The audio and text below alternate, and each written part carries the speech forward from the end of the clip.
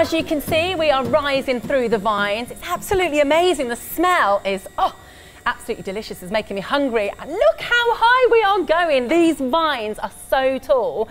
Now we're up here. This should give you an idea of how big this place is. Wow, Gert, this is amazing.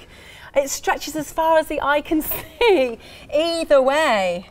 It's pretty cool up here, isn't it? There's a lot of plants here. It's much hotter up here as well, isn't it? Is that because all the heat is rising? The heat is rising and we're right in the sun. Fantastic. So these are pretty big at the moment, these vines. Are they going to grow any bigger?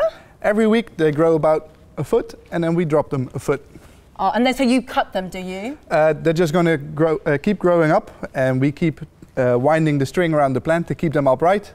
And every week the plant makes 3 leaves and another set of flowers. Fantastic. So we've just come up on an amazing machine to get us up here. What is this machine used for and what's it called? This is a scissor lift and we can spend all day driving up and down the lanes. It's quite fun. Is this used for, I guess, coming up here and tending to the top of the plants? Yeah, we're trimming the flowers on the vines because we need to have the right amount of fruits per vine.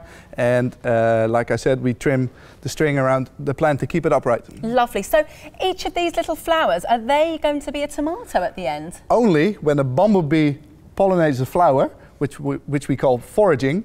When a bumblebee visits the flower, it will turn into a tomato. Wow, so this is why these bumblebees that we can see flying around, you may not be able to see them, children, but there are quite a few bumblebees buzzing around up here. And so they go over to the flower. They're attracted by yellow, aren't they, Gert?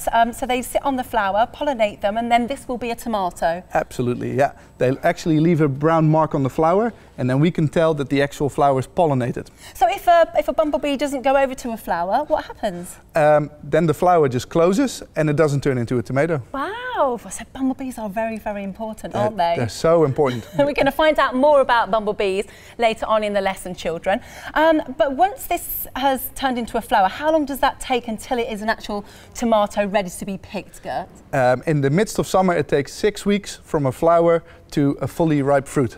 Fantastic. So as the vines grow, so obviously the flower then gets pollinated, all the ripe tomatoes are down at the bottom we saw as we were coming up. Yeah, because when you look at this cluster of flowers, next week this cluster of flowers will look like this one, and this one will look like this one, and this one will look like this one. Because we can see there's always these little baby green tomatoes already there, and you can see there's some flowers on the same little stalk. So these have all been pollinated and they're all growing into tomatoes. They've been pollinated, and you can see a teeny tiny little baby tomato in there. Can you tell? Wow!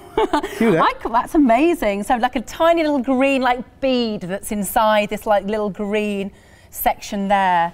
That's pretty amazing. So once they do look quite orangey or red, is that when you need to pick them? Is it always by sight that you know they're ready, or do you feel them? Yeah, when the last tomato on the vine starts to turn color, that's when we pick the whole vine off.